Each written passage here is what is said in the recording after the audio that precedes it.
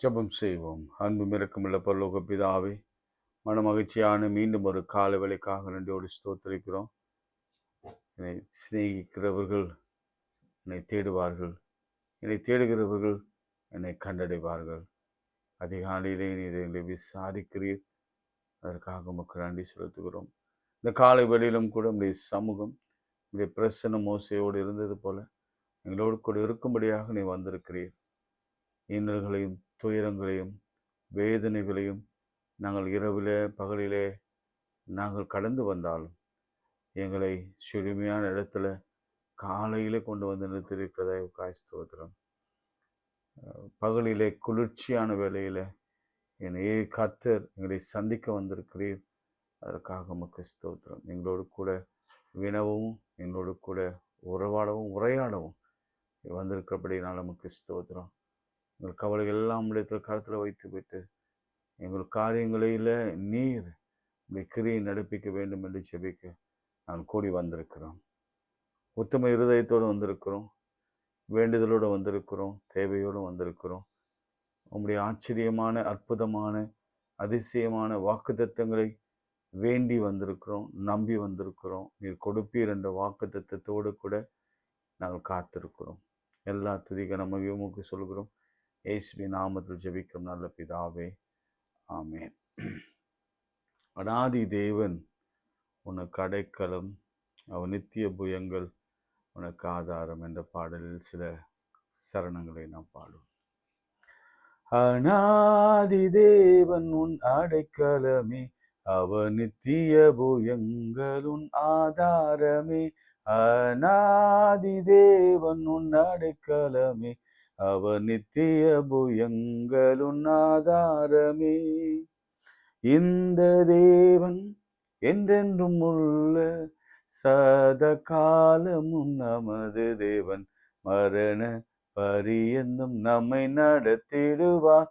அநாதி தேவன் உன் அடைக்கலமே, அவன் நித்திய புயங்கள் உன் ஆதாரமே. காருண்யத்தாலே எடுத்து கொண்டார் தூய தேவ அன்பே, காருண்யத்தாலே எடுத்து கொண்டார் தூய தேவ அன்பே. இவ்வனாந்திரத்தில் நயங்காட்டி உன்னை இனிதாய் வருந்தி அழைத்தார். இந்த தேவன் என்றென்றும் உள்ள சத காலமும் நமது தேவன், மரண பரியந்தம் நம்மை நடத்திடுவார்.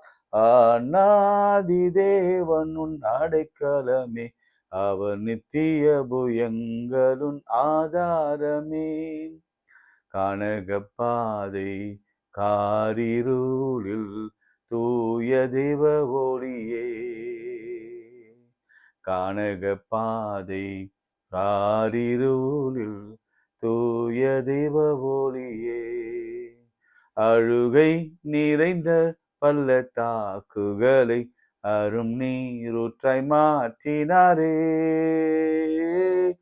இந்த தேவன் என்றென்றும் உள்ள சத காலமும் நமது தேவன், மரண பரியந்தம் நம்மை நடத்திடுவார்.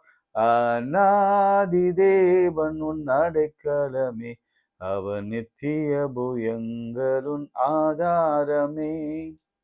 வறண்ட வாழ்க்கை செழித்திடுதே தூய தேவ அருளால், வறண்ட வாழ்க்கை செழித்திடுதே தூய தேவ அருளால். நித்திய மகிழ்ச்சி தலை மேலிருக்கும், சஞ்சலம் தவிப்பும் ஓடிப்போம். இந்த தேவன் என்னென்றும் உள்ள சத காலமும் நமது தேவன், மரண பரியந்தம் நம்மை நடத்திடுவார். அநாதி தேவன் உன் அடைக்கலமே, அவர் நித்திய புயங்கள் உன் ஆதாரமே. கைகளை உயர்த்தி உங்கள் விருப்பங்களையும் வேண்டுதல்களையும் உங்கள் பலவீனங்களையும் உங்கள் போராட்டங்களையும் பிரச்சனைகளையும் தேவைகளையும் குறைவுகளையும் ஆண்டவரத்தில் சொல்லுங்க. கையை உயர்த்தி, இந்த உலகத்துல கோடி கோடி கோடி மில்லியன் பில்லியன் பீப்புள் இருக்கிறாங்க ஆண்டவரே. அதுல ஒரு சிலரா எங்க கைகளை உயர்த்தி, எங்களால் ஒண்ணுமே செய்ய முடியல, எங்களால் தாங்க முடியல, நிற்க பலன் இல்லை, உதவி செய்யுங்க யெகோவா ஈரே என்று கதறுகிறோம். இயேசுவே உதவி செய்யுங்க என்று கலங்கி நிற்கிறோம். பரிசுத்த ஆவியானவரே ஹெல்ப் பண்ணுங்க என்ற உதவிக்காக காத்திருக்கிறோம். உதவி செய்யுங்க, உதவி செய்யுங்க ஆண்டவரே. வியாதி நிமித்தமாக, வறுமை நிமித்தமாக, கடன் நிமித்தமாக, குழந்தை இல்லாத கவலையோட, திருமணமாகாத கவலையோட சொல்லிக்கொண்டே போகலாம். ஒரு கூட்டத்தார் எங்களால் ஒண்ணுமே செய்ய முடியல அப்படின்னு நிலையில நிற்கிறாங்க. நீங்க என்ன செய்ய போறீங்க? அநேகர் அற்புதங்களை செய்து கொண்டிருக்கிறீங்க. இவங்க என்ன பாவம் செய்தாங்க? இவர்களுக்கும் செய்யுங்க ஆண்டவரே. இந்த காலை வேளையில செய்து மகிழ பண்ணுங்க. இயேசுவின் நாமத்தில் ஜெபிக்கிறோம் பிதாவே, ஆமென். பிரியமானவர்களே, மீண்டும் உங்களை சந்திப்பதில் மிகுந்த மகிழ்ச்சி அடைகிறேன். நீங்க அநேகரை சந்திக்கும் பொழுது, இன்னைக்கு சண்டே, அநேகரை பார்த்த பொழுது அநேகருடைய வாயிலிருந்து வந்த வார்த்தை, நாங்க தினந்தோறும் ஜெபத்தில் இருக்கிறோம், அது ஆசீர்வாதமாக இருக்கிறது. இன்றைக்கு காலையில கூட ஆலய ஆராதனையில் ஒரு சாட்சி, திருமணத்திற்கு கர்த்தர் எவ்வளவு நேர்வழியாய் நடத்தி ஆச்சரியமாய் செய்தார் என்பதை குறித்து ஒரு சாட்சி வந்தது. ஒருத்தர் ஓடி வந்தார், ஐயா நானும் சாட்சி சொல்லணும்னு இருந்தேன். சரி, நான் சொன்னேன் அடுத்த வாரம் சாட்சி சொல்லுங்க. அதிகாலையிலே ஆண்டவர் அநேகருக்கு அற்புதம் செய்து கொண்டிருக்கிறார். அதனாலதான் இன்னைக்கு நான் ஜெபம் பண்ணும் பொழுது கூட நான் கைகளை உயர்த்தி, நிறைய பேருக்கு செய்றீங்களே, இன்னும் மீதம் இருக்கிற பிள்ளைகளுக்கும் நீங்க நிச்சயம் செய்யணும் ஆண்டவரே என்ற உள்ளார்ந்த ஒரு கேள்வியோடு தான் ஆண்டவர் சமூகத்துல நான் அந்த வார்த்தையை பயன்படுத்தினேன். எனவே அவர் செய்கிறார். அவருடைய நேரத்தில், அவருடைய டைமில், பிராண உத்பவ கால திட்டத்தில் அவர் செய்கிறார். அவர் டைமிங் மாத்திரம் மிஸ் ஆகாது. பல நேரங்களில் லேட் ஆகும்போது, காலதாமதமாகும் பொழுது நமக்கு சோர்வுகள் ஏற்படுகிறது, இயல்பு தான். ஆனாலும் அது நம்ம கர்த்தரை விட்டு நம்மை ஒதுக்கி விடாதபடிக்கு, நாம் ஒதுங்கி கொள்ளாதபடிக்கு நம்மை காத்து கொள்ள வேண்டும். மத்தேயு 10ஆம் அதிகாரத்தில் ஒரு வசனம் இருக்கிறது. 41ஆம் 42ஆம் வசனம். மத்தேயு 10ஆம் அதிகாரம் 41ஆம் 42ஆம் வசனம்.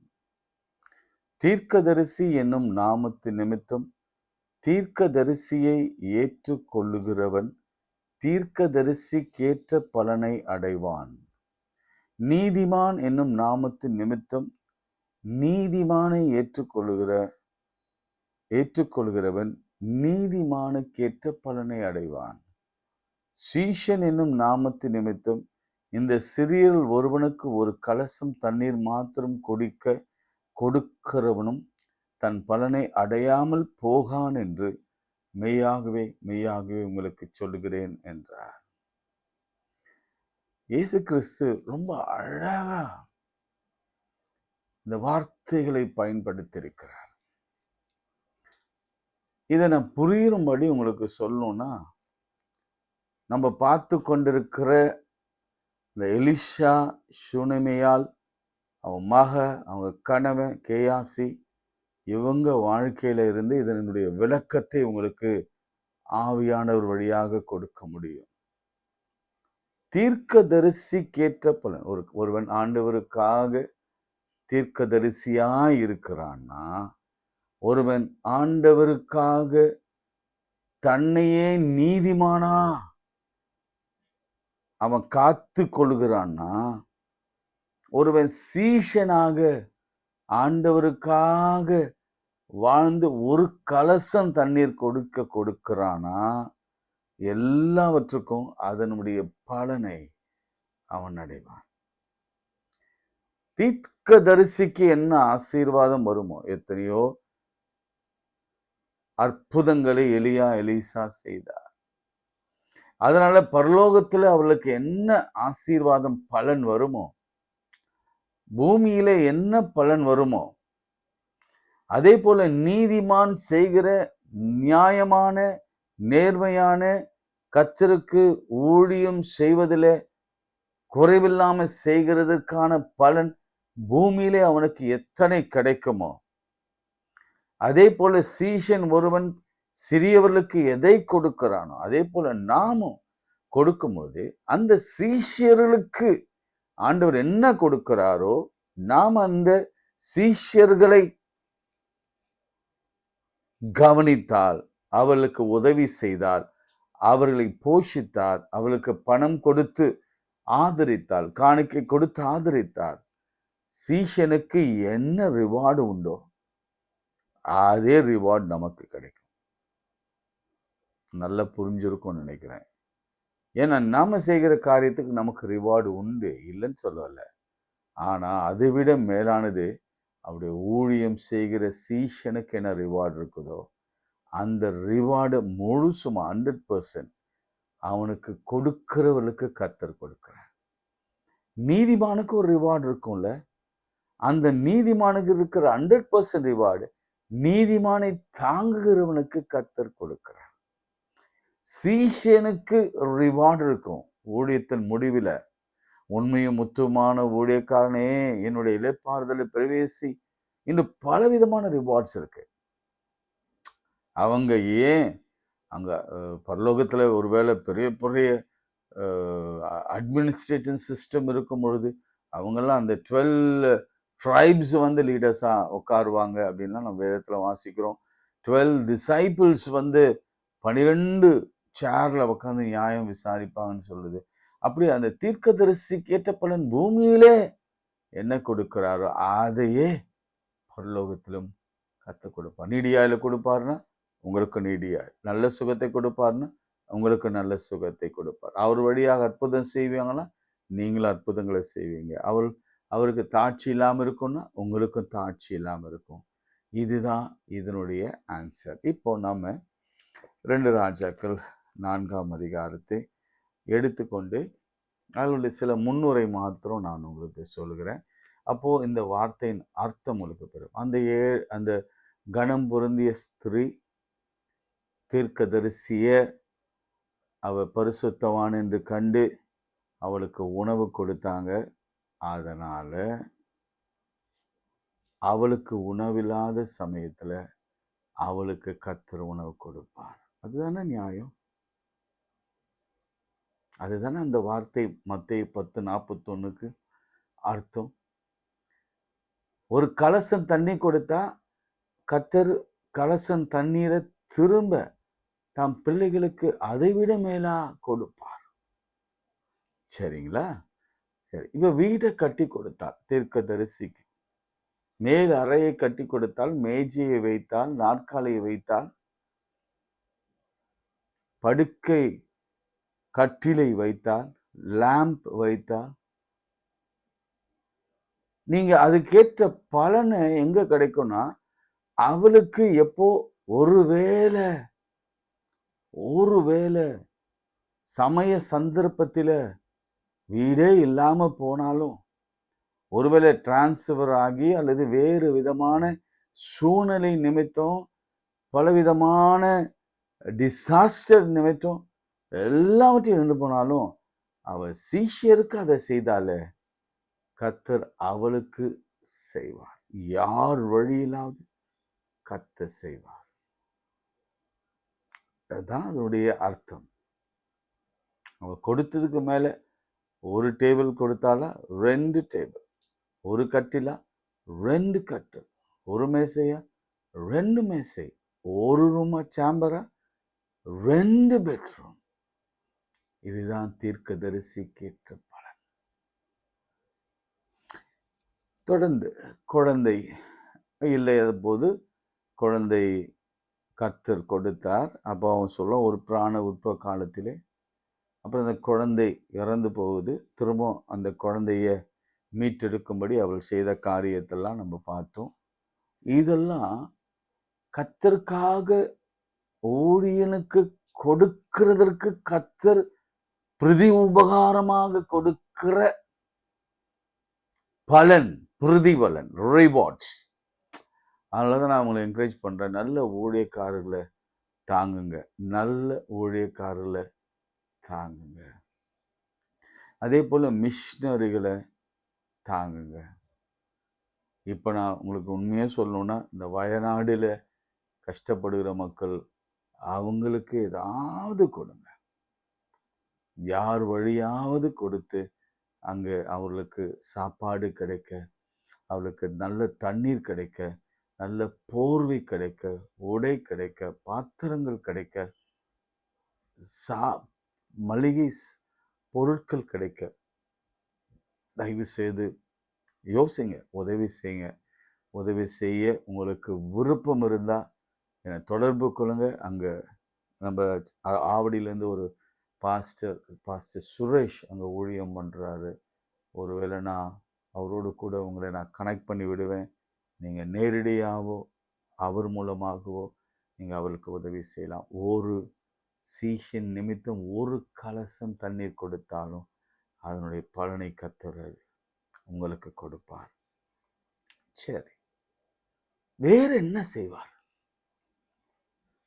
வேற என்ன செய்வார்? வேற என்ன செய்திருக்கிறார்? நான் சொன்னேன், இது ரொம்ப இம்பார்ட்டன்ட் சப்ஜெக்ட்னு. ஒரு வாஸ்ட் ஸ்டோரி. அவங்க வாழ்க்கையில ஒரு பெரிய ஸ்டோரிய ஆண்டவர் ஒரு கனம் பொருந்திய ஸ்ரீ, கர்த்தருக்கு கனம் கொடுக்கிற, கர்த்தர் ஊழியக்காரனை கனப்படுத்துகிற ஒரு ஸ்திரீயின் வாழ்க்கையில அன்இமேஜினபிள் ஸ்டோரி. அது எடுத்துக்கோங்க. 8ஆம் அதிகாரம், 2 ராஜாக்கள் 8ஆம் அதிகாரத்தை எடுத்துக்கொள்ளுங்க. அப்படியே திருப்புங்க. பைபிளை திருப்ப திருப்ப தொட கர்த்தர் உங்களை தொடுவார். ஆமென் சொல்லுங்க. திருப்ப திருப்ப வாசிக்க கர்த்தர் உங்கள் வாழ்க்கையை திரும்ப அவர் கட்டுவார். ஏன்னா அந்த வார்த்தை ரொம்ப ஜீவனா உள்ளது. எப்பவுமே கையில் இருக்கணும், எப்பவுமே இதை பற்றிய சிந்தனையில இருக்கணும். 8ஆம் அதிகாரம் திருப்பிக் கொள்ளுங்க. எடுத்துட்டீங்களா? முதல் வசனம். எலிஷா தான் உயிர்ப்பித்த பிள்ளையின் தாயாகிய ஸ்ரீயை நோக்கி, உன் வீட்டாரோடு கூட எழுந்து புறப்பட்டு போய் எங்கேயாகிலும் சஞ்சரி, கர்த்தர் பஞ்சத்தை வரவைப்பார், அது 7 வருஷம் தேசத்தில் இருக்கும் என்று சொல்லியிருந்தான். என்ன நடக்கும்னு கேட்டேன்ல. வாழ்க்கையில எதிர்காலத்துல என்ன நடக்க போகுதுன்னு அந்த தீர்க்கதரிசி, கர்த்தருடைய வார்த்தை நம்மை வற்புறுத்தி அனுப்புகிற கர்த்தருடைய கிருபை. என்ன லோத்தை பார்த்தா அந்த தேவ தூதன் அப்படி இழுத்து கொண்டு வந்து வெளியில விட்டானாம். அது நடக்கும். இப்ப 7 வருஷம் பஞ்சம் வரப்போகுதுன்னு தீர்க்கதரிசிக்கு கர்த்தர் சொல்லிட்டார். அவனுக்கு உதவி செய்த அந்த சூனிமையால் அவருடைய கணவர், அவருடைய மகளுக்கு இந்த பலன் போய் சேர வேண்டும். பிரியமானவர்கள், வாழ்க்கை எல்லோரும் ஒரே நேரத்தில் இருக்கிற மாதிரி இருக்காதுங்க. இன்னைக்கு நல்லா இருக்கிறவங்க நாளைக்கு கீழே இருப்பாங்க, கீழே இருக்கிறவங்க நாளைக்கு மேலே வருவாங்க, மேலே இருக்கிறவங்க இன்னும் மேலே போவாங்க, இன்னும் மேலே போறவங்க ரொம்ப கீழே வருவாங்க, பாதாளத்துக்கு வருவாங்க. வயநாடு,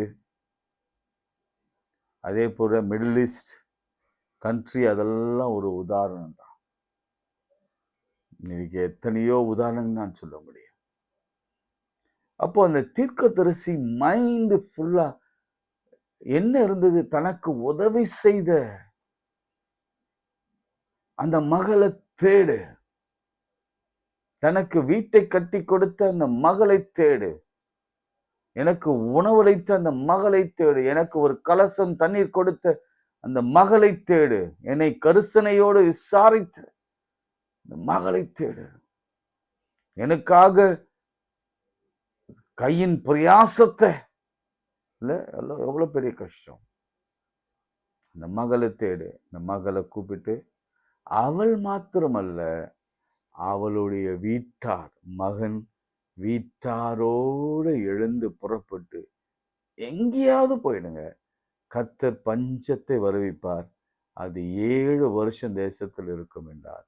அந்த ஸ்திரீ எழுந்து தேவனுடைய மனுஷன் சொன்ன வார்த்தையின்படியே செய்து தன் வீட்டார் அனைவரும் கூட புறப்பட்டு பெலிஸ்தரின் தேசத்திலே போய் 7 வருஷம் சஞ்சரித்தாள். ஒரு பெண்ணு நிமித்தம் அவங்க வீட்டார் அனைவரும் ரட்சிக்கப்பட்டார்கள், பாதுகாக்கப்பட்டார்கள், பராமரிக்கப்பட்டார்கள். ஒரு நோவா நிமித்தம் அந்த 8 பேரும் பராமரிக்கப்பட்டாங்களே, அதே மாதிரிதான் ஒரு பெண்ணின் நிமித்தமாக அப்படியே அந்த குடும்பமே.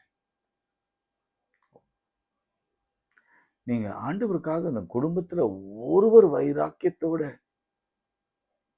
நீங்க இந்த எலிசாவுக்கு செய்தது போலவே நீங்க செய்தீங்கன்னா, கர்த்தருக்கு செய்தீங்கன்னா, கர்த்தருக்கு நீங்க வேலை செய்தீங்கன்னா, நீங்களும் இல்லை நானும் என் வீட்டாருமோ அப்படின்னு சொன்னார்ல யோசுவா, அதே மாதிரி நீங்களும் உங்கள் வீட்டார் அனைவரும் காக்கப்படுவீர்கள். இன்னைக்கு கர்த்தர் உங்களோடு தான் பேசிக் கொண்டிருக்கிறார். பாதுகாக்கப்பட்டாங்க, பெலிஸ்தே தேசத்துக்கு போனாங்க, 7 வருஷம் அங்கே தங்கினாங்க. அதன் பிறகு 7 வருஷம் சென்ற பிறகு அவள் பெலிஸ்தியன் தேசத்தை விட்டு திரும்ப வந்து தன் வீட்டுக்காகவும் தன் வயலுக்காகவும் ராஜாவிடத்தில் முறையிடும்படி போனாள். இன்னைக்கு நம்முடைய ஜெபம் அதுதான். நிறைய கொடுமைகள் அனுபவிச்சு கர்த்தாவே, இத்தனை வருஷம் 7 வருஷம் பாடுகளை அனுபவிச்சேன். ஒரு பெலிஸ்திய தேசத்துல, அந்நிய தேசத்துல போய் அவமானப்பட்டு நின்ற என்ன வேலை செய்திருப்பாங்க நீங்க யோசிச்சு பாருங்க. அந்த வாழ்க்கை முறையே அவ்வளவு கேவலமான பெலிஸ்தியன் வாழ்க்கை முறையை யோசிச்சு பாருங்க. யார் அந்த பெலிஸ்தியன் தெரியும்? கோலியாத் இருந்த நாடு அது, அந்நிய தேசம். சொல்றாங்க, ஐயா ரொம்ப கஷ்டப்பட்டோம், ஆனாலும் உயிரோடு இருந்தான். ஜீவனுக்கு ஆண்டவர் உத்தரவாதம் கொடுத்தார். யோபுவுக்கு அப்படித்தானே கொடுத்தார். எல்லாவற்றையும் நீ எடுத்துக்கோ, ஆனா அவன் ஜீவன் மேல மாத்திரம் கை வைக்காத. எல்லாவற்றுக்கும் வேலை அடைத்தார், ஆனா அவன் ஜீவனுக்கு மாத்திரம் உத்தரவு கொடுக்கல. அவன் மனைவியின் ஜீவனுக்கு உத்தரவு கொடுக்கல. இப்படிப்பட்ட சூழ்நிலை அவர் திரும்ப வந்து கண்ணீரோடு கூட ராஜாவின் இடத்துல முறையிடும்படி போனால். எதுக்காக? வீடு கிடைக்குமா? என் நிலம் எனக்கு திரும்ப கிடைக்குமா? திரும்ப என்னுடைய இடத்துல நான் வாழ்வேனா?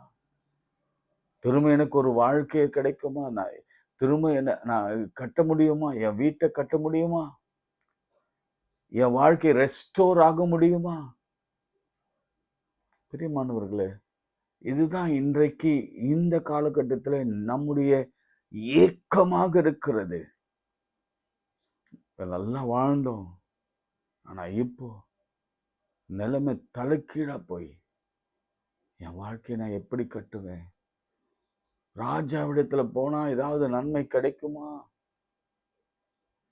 உலக பிரகாரமான ராஜாவிடத்துல போனா கிடைக்காது. ஆனா நம்ம ராஜாவிடத்துல போனா நமக்கு நன்மை உண்டாகும். இங்க ஒரு ஆச்சரியம் நடக்கும் பாருங்க, நான் வாசிக்கிறேன். முறையிட போனால் அந்த நேரத்தில் ராஜா தேவனுடைய மனுஷனின் வேலைக்காரனா இருந்த கேயாசியுடன் பேசிக்கொண்டிருந்தான். God's timing is always perfect. இல்ல அழகா இருக்கு பாரு. அந்த சமயத்துல இவ உள்ள வரா, ராஜா அரண்மனைக்கு வரா. அந்த சமயத்துல ராஜா எலிஷாவுடைய வேலைக்காரன் இடத்துல எலிசாவுடைய வேலைக்காரன் இடத்துல எதேச்சியா பேசிக் கொண்டிருக்கிறார். என்ன டைமிங் பாருங்க. அதனாலதான் நான் சொல்ல வரேன், இந்த வார்த்தையை யூஸ் பண்ணுங்க. கர்த்தருடைய நேரம் ஒரு நிமிடம் கூட பிந்தாது, ஒரு நிமிடம் கூட முந்தாது. அவர் செய்ய நினைத்தது ஒருபோதும் தடைப்படாது. அவருடைய டைமிங் எல்லாம் எக்ஸாக்ட் டைமிங்கா இருக்கும். வரன் வரும், இந்த பக்கம் ஒருத்தர் வந்து சொல்லுவாங்க, ஆமா அதுதான் டைமிங். Mixed perfect timing. வேலைக்கான டைமிங், டாக்டர் மருத்துவர்களுக்கான டைமிங், சுகமாவதற்கான டைமிங், வாழ்வதற்கான டைமிங், வளர்வதற்கான டைமிங், செழிப்பாய் மாறுவதற்கான டைமிங், கட்டுவதற்கான டைமிங், விற்பதற்கான டைமிங், வாங்குவதற்கான டைமிங், பிள்ளை பெற்றுக்கொள்வதற்கான. அதனாலதான் உற்பவ கால திட்டத்திலாம் டைம். அவருடைய டைமிங் அடிச்சுக்க முடியாதுங்க. என்ன அழகா கோயின்சைட் ஆகுது பாருங்க. இப்படி அவங்க பேசுறாங்க. இப்படி அவர் எலிசா அவருடைய வேலைக்காரன் கேசி வர்றார். கேசி சொல்லுப்பா, உங்க எஜமான பத்தி சொல்லுப்பா. நிறைய விஷயங்கள் எஜமான் பத்தி சொல்லிக்கொண்டே இருக்கும் பொழுது ஒரு விஷயத்த சொல்ல ஆரம்பிக்கிறான். என்ன விஷயம் அப்படின்னா, செய்த அதிசயங்கள் எல்லாம் சொல்லும் பொழுது செத்து போனவளை உயிரோட எழுப்பினார் என்பதை ராஜா அறிவிக்கும் பொழுது 8ஆம் வசனம், இதோ அவள் உயிர்ப்பித்த பிள்ளையின் தாயாகிய அந்த ஸ்திரீ வந்து. என்ன டைமிங் பாருங்க. பேசிக்கொண்டே இருக்கிறாங்க. ராஜா சொல்றான், எலிஷா, ஒரு சுனிமையான ஊர்ல ஒரு பெண்ணுடைய குழந்தை 10 வயசுல இறந்து போச்சு. இப்போ அவர் போய் முகங்குப்புற விழுந்து கண்ணோட கண் வைத்து, வாயோட வாய் வைத்து, கையோட கை வைத்து, உடலோடு உடல் வச்சு, அந்த பிள்ளை அனல் கொண்டு எழுந்து 7 முறை தும்பி எழுந்ததுன்னு சொல்லி முடிக்கிற சமயத்துல வாசல்ல ஒரு அம்மா வந்து நிக்கிறாங்க. அந்த அம்மா யாருன்னா, இறந்து போன பிள்ளையின் தாய். வாட் அ டைமிங் பாருங்க. நம்ம வாழ்க்கையில கூட எதிர்பாராத விதமா இப்படி ஒரு டைமிங். இங்கே வெளிதேசத்தில் இருப்பீங்க, நமக்கே தெரியாம நமக்கு தெரிஞ்சவங்க வந்து நிற்பாங்க. அல்லது திருமணத்துக்காக, அல்லது வேலைக்காக, அல்லது நம்முடைய பிரச்சனைகளுக்காக, நமக்கு உதவி செய்வதற்காக, நமக்கு தேவைகளை சந்திப்பதற்காக. என்னால் இமேஜின் கூட பண்ண முடியல. இதை சொல்லிக்கொண்டே இருக்கும் பொழுது அவள் வந்து நிற்கிறாள். எனக்கு ஒரு காரியம் நான் சொல்லும் போதே ஓடிக்கொள்ள, இந்த மாதிரி பைபிள்ல எங்க இருக்கு? கொஞ்சம் எனக்கு யோசனை பண்ணி, நானும் யோசிப்பேன். நான் இந்த பிரசங்கம் பண்ணும் பொழுதே யோசிக்கிறேன், இந்த மாதிரி ஒரு டைமிங்ல யார் பேசினா, அப்படி பேசும்போது கிராஸ் ஆச்சு, எப்படி எப்படி எப்படி அது யோசிப்பா அப்படின்னு யோசிக்கிறேன். ஏன்னா ராஜா ஒரு கனவு கண்டு கலங்கி கொண்டிருந்த பொழுது அந்த பானபாத்திரக்காரன் வந்து நின்றான். நின்ற உடனே இந்த மாதிரி ஒரு கலக்கம் இருக்கு அப்படின்னு உடனே அவனுக்கு மனசுல சோச்சு, தட்ஸ் இட்ஸ் அ டைமிங். அது வரைக்கும் யோசேப்பை மறந்திருந்தான் பானபாத்திரக்காரன். அந்த நேரம் வந்த பொழுது ஐயோ தலையில அடிச்சிட்டான். நான் மறந்துட்டேன், என்ன சொல்ல சொன்னா நான் மறந்துட்டேன். ஒரு ஒரு ஒரு ஒரு சிறைச்சாலையில, இந்த சிறைச்சாலையில யோசேப்பு என்ற ஒரு வாலிபன் இருக்கிறான். That's a timing, mere timing. உங்களுக்கும் அப்படி வருங்க, நிச்சயம் வரும். உங்களுக்கும் அப்படி ஒரு சந்திப்பு, உங்களுக்கும் அப்படி ஒரு நேரம், இணைக்கும் நேரம், டைமிங் கர்த்தர் கொண்டு வருவார். இதுக்கு ஏதாவது ஒரு வசனம் இருந்தா தயவு செய்து எனக்கு எழுதி அனுப்புங்க பாப்போம். இது ஏதாவது ஒரு வசனம் இருந்தா எனக்கு எழுதி அனுப்பும்படி உங்கள் அன்போடு கூட நான் அழைக்கிறேன். சரி, அப்படி வந்த உடனே தன் வீட்டுக்காகவும் தன் வயலுக்காகவும் ராஜாவிடத்தில் முறையிட்டார். அப்பொழுது கேயாசி, ராஜாவாகிய என் ஆண்டவரே, இவள்தான் அந்த ஸ்திரீ, எலிசா உயிர்ப்பித்த இவருடைய மகன் குமாரன் இவன்தான் என்றார். 2 பேரும் சாட்சி, 2 பேரும் நிற்கிறாங்க, மகனும் நிற்கிறான், சாய நிற்கிறாங்க சாட்சி. ராஜா அந்த ஸ்திரீயை கேட்டதற்கு அவள் அதை அவனுக்கு விவரித்து சொன்னால், அப்போது ராஜா அவளுக்கு ஒரு பிரதானியை நியமித்து, கவனிச்சிங்களா, ஸ்பெஷல். எப்ப கேட்டார் எலிசா? அவன் வீட்டு வாசல்ல நின்னும் பொழுது கேட்டாரு. இந்த அம்மா எனக்கு எவ்வளவு கரிசனையோட விசாரிக்கிறாங்களே, இவர்களுக்கு நான் என்ன செய்யட்டும்னு கேட்ட பொழுது, என் ஜனங்களுக்குள்ளே நான் மிகவும் சமாதானமா இருக்கிறேன், சந்தோஷமா இருக்கிறேன், ஹாப்பியா இருக்கிறேன், என்னை கேர் பண்ண எல்லாரும் இருக்கிறாங்க, எனக்கு ஒரு குறையும் இல்லைன்னு சொன்னாங்க. பாத்தீங்களா? அப்போ எலிசா சொல்வார், நான் ராஜாவிடத்துல ஏதாவது சொல்லணுமா, ரெக்கமெண்ட் பண்ணுமா, அல்லது சேனாதிபதி இடத்துல ரெக்கமெண்ட் பண்ணுமா, ஏதாவது உங்களுக்கு கவர்மெண்ட் ஜாப் வேணுமா, உங்களுக்கு ஏதாவது பிரச்சனையா, உங்க கணவனுக்கு ஒரு ப்ரொமோஷன் வேணுமா? அப்போ கேட்ட பொழுது, தேவையில்லைங்க, என் ஜனங்களுக்குள்ளே நான் சந்தோஷமா இருக்கிறேன். ஆனா இப்போ அவளுக்கு ஒரு தேவை. தீர்க்கதரிசி அன்று கேட்டதற்கு இன்று கர்த்தர் பதில் கொடுத்தார். அவ சொல்றா, அந்த தேசத்தை விட்டு போன நாள் முதல் இதுவரைக்கும் உண்டான என்ன பதில் வருது பாருங்க. எல்லாம் ரெஸ்டோரேஷன் பாருங்க. பிரதான எல்லாவற்றையும் அவன் தேசத்தை விட்டு போன நாள், அவள் தேசத்தை விட்டு போன நாள் முதல் இதுவரைக்கும் உண்டான அந்த வயலின் வருமானம் அனைத்தும், வருமானம், உங்களுக்கு வருமானத்துல ஒரு குறைவு இருக்குல்ல, அனைத்தையும் நீங்க 7 வருஷம் கடினமா உழைத்த உழைப்பின் வருமானம் அனைத்தையும், 7, 8, 10, 12, 20, 28 உங்க சர்வீஸோ அனைத்தையும் கிடைக்கும்படி செய் என்றார். உங்களுக்கு ராஜாவின் கண்களில், அதிகாரி கண்களில் கர்த்தர் தயவு உண்டு பண்ண போறார். அதான் தீர்க்கதரிசிக்கு ஏற்ற பலன். ரெக்கமெண்டேஷன் உங்களுக்கு வரும், நிச்சயம் வரும், நிச்சயம் வரும். யாராவது உங்களுக்கு ரெக்கமெண்ட் பண்ணி நீங்க விரும்புகிற கட்டாயம் உங்களுக்கு செய்வாங்க. நம்மளை சீரியா ராஜா பெனதாத் செய்யும்படி செய்தான் என்றார். தான் எழுந்தது எல்லாவற்றையும் திருப்பி பெற்றுக்கொண்டார். இதுதான் தீர்க்கதரிசி என்னும் நாமத்தினாலே ஆண்டவரை ஏற்றுக்கொண்டவர்கள் தீர்க்கதரிசி கேட்ட பலனை பெற்றுக்கொள்வார்கள். நீதிமான் என்னும் நாமத்தினாலே என் ஆண்டவரை ஏற்றுக்கொண்டவர்கள் நீதிமானுக்கு ஏற்ற பலனை பெற்றுக்கொள்வார்கள். சீஷன் என்று நாமத்தினாலே ஒரு கலசம் தண்ணீர் கொடுத்தால் அதனுடைய பலனை கர்த்தர் கொடுப்பார். உங்களுக்கு நிறைய வார்த்தை இன்னைக்கு வந்திருக்கு. நீங்க திரும்ப திரும்ப கேளுங்க. உங்க வருமானம் இழந்ததெல்லாம் திரும்ப, நீங்க அந்நிய தேசத்துல பஞ்சத்துல காக்கப்படுவீங்க. இப்படி பல விதமான ஆசீர்வாதங்களை இந்த 8ஆம் அதிகாரத்தில் கர்த்தர் பொதித்து வைத்திருக்கிறார்.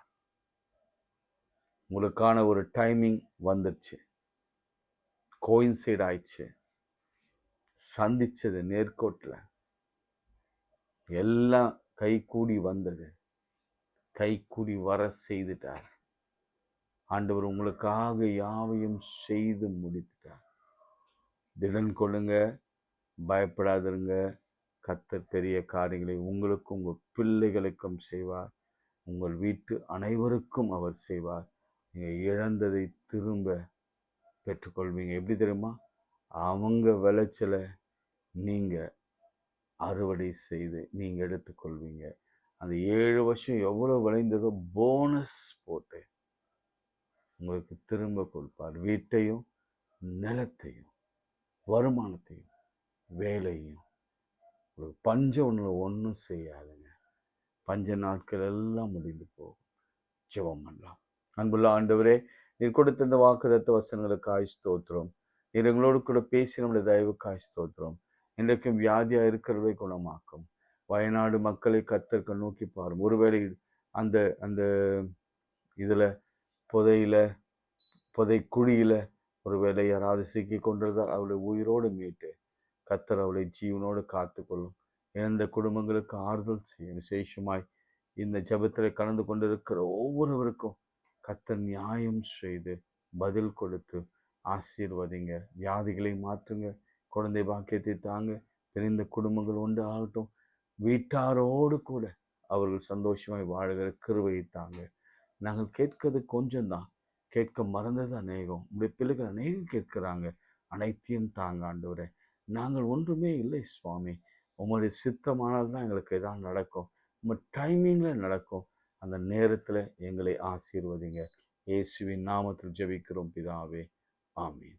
நமது ஆண்டவராகிய இயேசு கிறிஸ்துவின் கிருபை, பிதாவாகிய தேவனுடைய அன்பு, பரிசுத்தாவின் ஐக்கியம் நம் அனைவரோடும் இன்னும் இன்னும் சதாக்கள் நிலைத்திருப்பதாக. ஆமீன். God bless you.